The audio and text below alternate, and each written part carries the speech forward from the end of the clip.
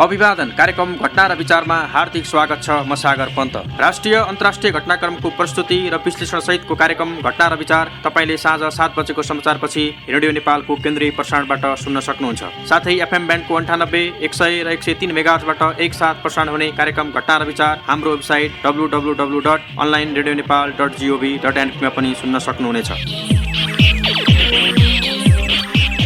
सबैभन्दा पहिले आजका मुख्य विषय। 253 जना नेपाली बोकेर इजरायलबाट काठमाडौँ उड्यो निगमको जहाज। आफ्नै देश फर्कन पाउँदा खुसी हुँदै विद्यार्थीले भने धन्यवाद प्रचण्ड सरकार। अर्थतन्त्रमाथि परेको दबाव समाधानका लागि बोल्ड डिसिजन गर्ने प्रधानमन्त्री प्रचण्डको उद्घोष। समस्या समाधानका लागि उच्च स्तरीय संयन्त्र बनाउन सरकार तयार रहेको स्पष्टोक्ति। इजरायलबाट नेपाली नागरिकको उद्धार गरेको भन्दै सांसदहरूद्वारा सरकारको उच्च प्रशंसा। उपभोग्य वस्तुको मूल्यमा हुने कालोबजारी नियन्त्रण गर्न सरकारको ध्यानाकर्षण। र सरकार सामाजिक र आर्थिक रूपान्तरणमा केन्द्रित रहेको गृहमन्त्री नारायण काजी श्रेष्ठको भनाई लगायतका सामग्री लिएर उपस्थित भएका छौं।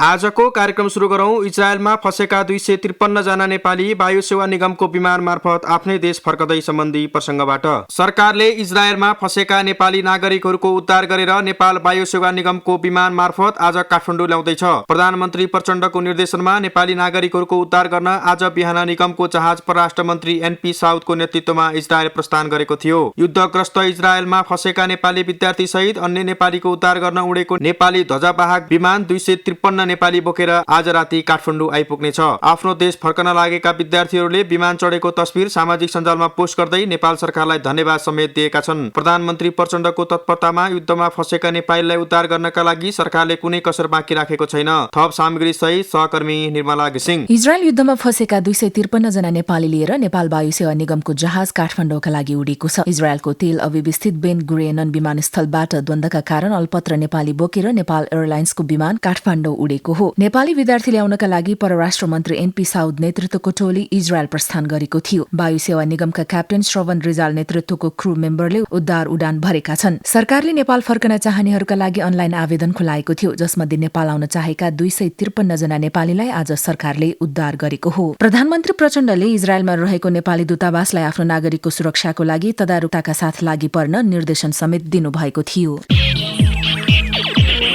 प्रधानमन्त्री पुष्पकमल दाहाल प्रचण्डले अर्थतन्त्रमाथि परेको दबावलाई समाधान गर्न बोल्ड डिसिजन गर्ने उद्घोष गर्नुभएको छ। सरकारी कार्यक्रम र बजेट निर्माणको प्रक्रियामा गम्भीर आत्मसमीक्षा गर्दै पोलिसीमा बोल्ड डिसिजन आवश्यक रहेको प्रधानमन्त्री प्रचण्डको भनाइ छ। अर्थतन्त्र कतै न कतै समस्याग्रस्त रहेको भन्दै प्रधानमन्त्री प्रचण्डले समस्या समाधानका लागि उच्च स्तरीय संयन्त्र बनाउन सरकार तयार रहेको समेत स्पष्ट पार्नु भएको छ। थप सामग्री सहित सहकर्मी हरि रिमाल। प्रधानमन्त्री पुष्पकमल दाहाल प्रचण्डले अहिले मुलुकको अर्थतन्त्रमा देखिएका समस्या समाधानका लागि उच्च स्तरीय संयन्त्र बनाउन सरकार तयार रहेको बताउनु भएको छ। आज काठमाडौँमा आयोजित राष्ट्रिय आर्थिक बहस कार्यक्रमलाई सम्बोधन गर्नुहुँदै प्रधानमन्त्री प्रचण्डले अर्थतन्त्रलाई गति दिन उच्च स्तरीय संयन्त्र बनाउन सरकार तयार रहेको बताउनु भएको हो। अर्थतन्त्र सुधारका लागि सबै क्षेत्र केन्द्रीकृत हुनुपर्ने भन्दै प्रधानमन्त्री प्रचण्डले भन्नुभयो, सबै क्षेत्र एकै ठाउँमा बसेर समीक्षा पनि गम्भीर ढङ्गले गर्ने र सिङ्गो देशलाई विश्वासमा लिएर राष्ट्रिय एकताको भावना पनि प्रवर्धन गर्ने एउटा उच्च स्तरीय एउटा वैधानिक आयोग या उच्च स्तरीय एउटा कुनै त्यस्तो समिति संयन्त्र जसको वैधानिक अथोरिटी होस्, त्यसले गरेको निर्णय कार्यान्वयन गर्ने कुरातिर चाहिँ जान सकोस् भनेर जो प्रस्तावित गर्नुभएको छ, म त्यसलाई समर्थन गर्छु। अर्थतन्त्र सुधारका लागि सरकारले बोल्ड डिसिजन लिन लागेको बताउनु हुँदै प्रधानमन्त्री प्रचण्डले सामान्य शल्यक्रियाबाट मात्र मुलुकको समग्र आर्थिक अवस्थामा सुधार सम्भव नरहेको प्रश्न पार्नुभयो। सुधारका कोसिस हुँदै पनि फेरि पनि अर्थतन्त्र समस्याग्रस्त पक्कै पनि छ। केही कुरामा हामीले गम्भीर रूपले समीक्षा नगर्ने हो र अलिकति बोल्ड डिसिजन लिनेतिर अगाडि नबढ्ने हो भने हामी झन अप्ठ्यारोमा जान सक्ने खतरा छ। यसका आन्तरिक आयाम पनि छन्, राष्ट्रिय आयाम पनि छन्, यसका अन्तर्राष्ट्रिय आयाम पनि छन्। त्यसकारण हामीले यी दुवै हाम्रो इन्टरनल इज डिसिसिभ भन्ने गरिन्छ। निर्णायक चाहिँ हामी आफै हो। नेपाललाई कता लैजाने, कसरी लैजाने, अर्थतन्त्रमा देखा परेको दबावको सामना कसरी गर्ने भन्ने कुरा हामी नेपालकै राजनीतिक दलहरूले, नेपालकै अर्थशास्त्रीहरूले, नेपालकै व्यवसायीहरूले, यस क्षेत्रका अग्रणीहरूले नै समाधान गर्नुपर्ने हुन्छ। नेपालको अर्थतन्त्रमा देखिएका समस्या कसरी समाधान गर्ने भनेर नेपाल आफैले निर्णय लिने प्रधानमन्त्री प्रचण्डको भनाइ छ। टालटुले तरिकाले अर्थतन्त्र सुधार नहुने बताउनुभएका प्रधानमन्त्री प्रचण्डले भन्नुभयो, टालटुले तरिकाले सुधारका सामान्य कुराले अहिलेका समस्याहरूको समाधान हामीले दिगो रूपमा गर्न सम्भव छैन। कहीँ न कहीँ हामीले पोलिसी शिफ्ट गर्नुपर्ने छ, हामीले अलिकति रेडिकल्ली सोच्नु पर्ने छ। त्यसो गर्न सकेनौं भने हामीलाई अप्ठ्यारो छ। वित्त नीतिसँग मौद्रिक नीतिको सामञ्जस्यता मिलाउन सरकारले लामो प्रयास गरेको प्रधानमन्त्री प्रचण्डको भनाइ छ। चालु आर्थिक वर्षको नीति तथा कार्यक्रम र बजेटमा राखेका विषय कार्यान्वयनमा केही समस्या देखिएको भए पनि आगामी आर्थिक वर्षको वार्षिक नीति तथा कार्यक्रम मार्फत सरकारले मुलुकको अर्थतन्त्रको पुनर्संरचना गर्ने प्रधानमन्त्री प्रचण्डको भनाइ छ। र मैले सरकारको कार्यकारी प्रमुखको हैसियतले म निजी क्षेत्र र सार्वजनिक क्षेत्रको सहकार्यका सन्दर्भमा पनि हामीले अपनाउँदै आएका नीतिका सन्दर्भमा पनि एउटा मेजर अपरेसनतिर जाने गरी सोच्दैछु भनेर मैले भनेको थिएँ। सोही कार्यक्रममा उद्योग वाणिज्य तथा आपूर्ति मन्त्री रमेश रिजालले जबरजस्ती अर्थतन्त्र खराब छ भन्ने भाष्य बनाएर नागरिकको मनोबल गिराउने काम भएकाले त्यसलाई सुधार्नुपर्ने बताउनुभयो। अहिले अर्थतन्त्र उभो लाग्न नसके पनि ओह्रालो नलागेको भन्दै मन्त्री रिजालले भन्नुभयो, उपप्रधान एवं गृहमन्त्री नारायण काजी श्रेष्ठले सरकार सामाजिक र आर्थिक रूपान्तरणमा केन्द्रित रहेको बताउनु भएको छ। अहिलेको राष्ट्रिय कार्यभार नेपाली समाजको सामाजिक र आर्थिक रूपान्तरण रहेको भन्दै मन्त्री श्रेष्ठले जनताको अपेक्षा र आवश्यकता पूरा गर्न सरकार लागि परेको समेत उल्लेख गर्नुभयो। यस्तै गृहमन्त्री श्रेष्ठले वर्तमान सरकारको सुशासनको अभियानलाई कमजोर पार्न विभिन्न समूह सक्रिय रहेको भन्दै त्यस्ता अभियान सफल हुन नदिन सबै लाग्नुपर्नेमा समेत जोड दिनुभयो। थप सामग्री सहित सहकर्मी निर्मला घिसिङ। उपप्रधान एवं गृहमन्त्री नारायण काजी श्रेष्ठले अहिलेको राष्ट्रिय कार्यभार नेपाली समाजको सामाजिक र आर्थिक रूपान्तरण रहेको बताउनु भएको छ। आज काठमाडौँमा आयोजित एक कार्यक्रमलाई सम्बोधन गर्नुहुँदै मन्त्री श्रेष्ठले अहिलेको कार्यभार सामाजिक र आर्थिक रूपान्तरण रहेको बताउनु भएको हो। नेपाली जनताको अपेक्षा, नेपाली समाजको आवश्यकता, सामाजिक आर्थिक रूपान्तरणको प्रक्रिया र समृद्धिको प्रक्रियाले तीव्रता प्राप्त गर्न नसकेको गृहमन्त्री श्रेष्ठको भनाइ छ। विकासमा गुणात्मक फड्कोको बिन्दुमा पुग्न बाँकी रहेको बताउनुभएका गृहमन्त्री श्रेष्ठले समृद्धिको प्रक्रियालाई तीव्रता प्रदान गर्नुपर्नेमा जोड दिनु भयो। आजको ऐतिहासिक आवश्यकता भनेको यो आर्थिक समृद्धिको प्रक्रिया,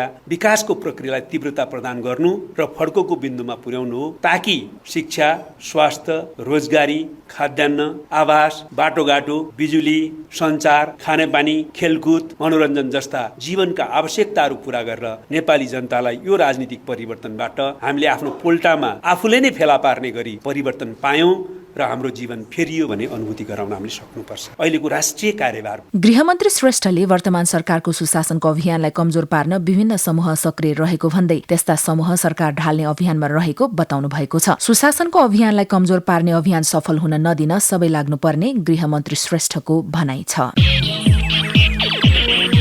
सरकारी कार्यालयलाई आम जनतामुखी बनाउने अभियानमा रहेको वर्तमान सरकारले चालक अनुमति पत्रको नवीकरण, वर्ग थप र राजस्व भुक्तानीको सेवा अनलाइन मार्फत सञ्चालन गर्ने भएको छ। आम जनताले शास्ति भोग्दै आएको यातायात कार्यालयमा अनलाइन सेवाले बिचौलियालाई निरुत्साहित गर्दै सरकारलाई निरुत्साहित गर्दै जनतालाई राहत पुग्ने सरकारको बुझाइ छ। अनलाइन भुक्तानी प्रणालीको प्रयोगसँगै सवारी चालक अनुमति पत्रको नवीकरण, वर्ग थप र राजस्व भुक्तानी सेवा अब घरबाटै लिन सकिने भएको छ। थप सामग्री सहित सहकर्मी हरि रिमाल। सवारी चालक अनुमति पत्रको नवीकरण, वर्ग थप र राजस्व भुक्तानीको अनलाइन सेवा सञ्चालनमा आएको छ। अनलाइन सेवा सञ्चालनको शुभारम्भ गर्नुहुँदै भौतिक पूर्वाधार तथा यातायात मन्त्री प्रकाश ज्वालाले अनलाइन सेवा देशव्यापी बनाउनु पर्नेमा जोड दिनुभयो। आम सेवाग्राहीलाई राजस्व बुझाउन कार्यालय जानु पर्दैन, लाइन लाग्नु पर्दैन भन्ने कुराको सुनिश्चितता दिनुपर्ने भन्दै मन्त्री ज्वालाले भन्नुभयो, अब हामीले चाहिँ लाइसेन्सको निम्ति राजस्व बुझाउन कार्यालयमा जानु पर्दैन, लाइन लाग्नु पर्दैन भन्ने कुराको एस्युरेन्स गर्नु पर्यो। यो कुरा छिटोभन्दा छिटो हामीले गर्नुपर्ने छ। यसका निम्ति फेरि एक्लै कसैले गर्न सक्दैन। संघीय सरकारले एक्लै वा प्रदेश सरकारले एक्लै सम्भव छैन। अघि पनि कुरा आयो,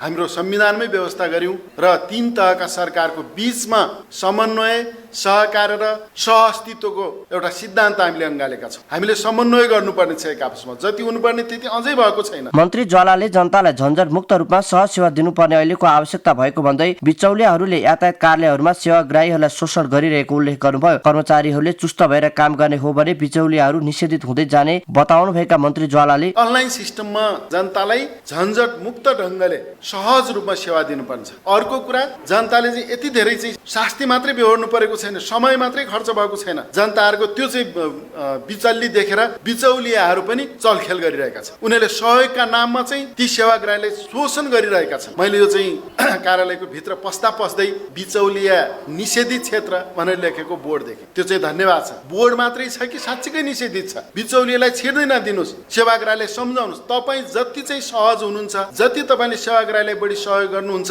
जति नम्र विनम्र हुनुहुन्छ, जति छिटो छरितो काम गर्नुहुन्छ, त्यति बिचौलियाहरू निषेधित हुँदै जान्छन्।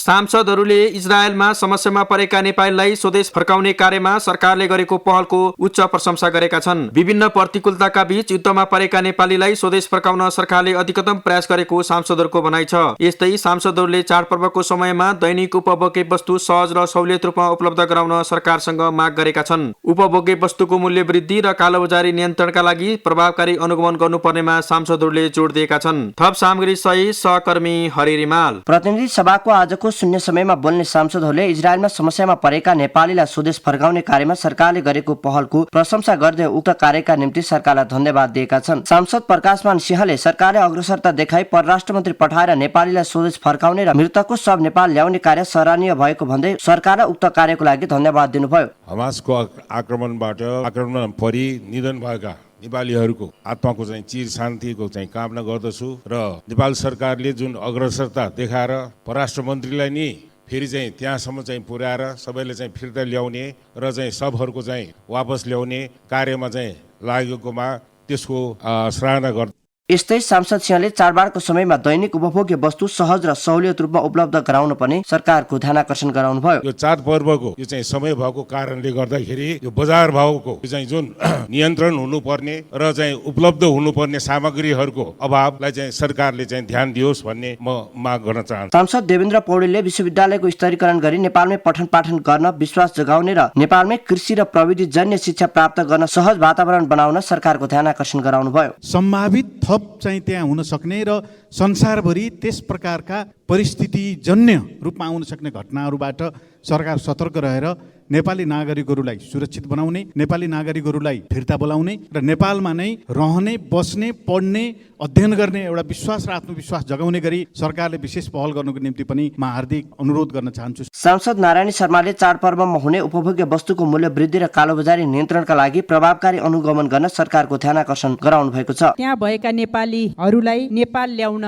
सरकारले गरेको तयारीप्रति धन्यवाद दिन चाहन्छु र अहिले यति बेला चाडपर्वको बेलामा बजारमा हामीले हेर्यौं भने महँगी अति नै माथि पुगेको छ। चिनी लगायतका नियमित प्रयोग गर्ने वस्तुहरू चाहिँ महँगी अगाडि बढिराखेको छ। यसलाई सरकारको तर्फबाट अनुगमनमा अलि छिटो र भरपर्दो ढङ्गले अगाडि बढाउनु पर्छ भन्ने लाग्छ। यस्तै सांसद प्रदीप पौडेलले चाडबाडका बेला सधैँ जसो बजारमा दैनिक उपभोग्य वस्तुको कृत्रिम अभाव सिर्जना हुने गरेको र कालोबजारी मलाउने गरेको भन्दै यस्तो कार्यमा संलग्न जो कोहीलाई कानुनी कारबाही गर्न सरकारसँग माग गर्नुभयो। प्रविधि प्रयोग गरेर ठगी धन्दा सुरु भएको छ। सरकारले तत्काल सम्बन्धित निकायलाई सक्रिय बनाएर यो चाहिँ प्रविधिको माध्यमबाट गरिने ठगीलाई अन्त्य गरोस् र त्यस्तो ठगी गर्नेलाई सख्त कारबाही गरोस्।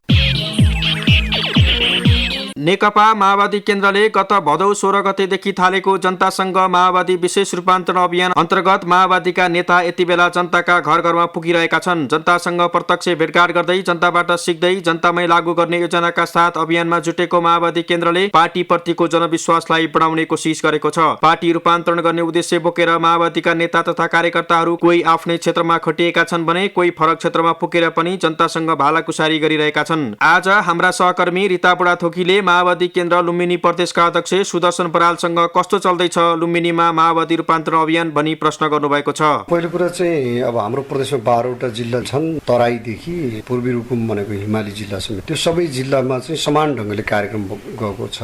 उत्साहजनक ढङ्गले जनताको बिचमा जाने, जनताले पनि त्यसलाई रेस्पोन्स गर्ने हकमा निकै सकारात्मक भयो। माओवादी पार्टीका उच्च तहका नेतादेखि सबै चाहिँ गाउँ बस्ती टोलहरूमा शहीद परिवारको घरहरू भेटघाट गर्नेदेखि लिएर जनवर्गीय संगठन इकाइहरू निर्माण गर्ने सम्मको काममा सहभागी भएको देख्दाखेरि जनताले अहिलेसम्म चाहिँ भएका कमी कमजोरीहरूमा चाहिँ आलोचना गर्दै सकारात्मक ढङ्गले चाहिँ रेस्पोन्स गर्नुभएको छ। अभियान सुरु भएपछिको लगत्तै हामी चाहिँ बर्खा पनि सुरु भयो, बाटाघाटहरू बन्द भयो, अवरुद्ध हुने स्थिति हो।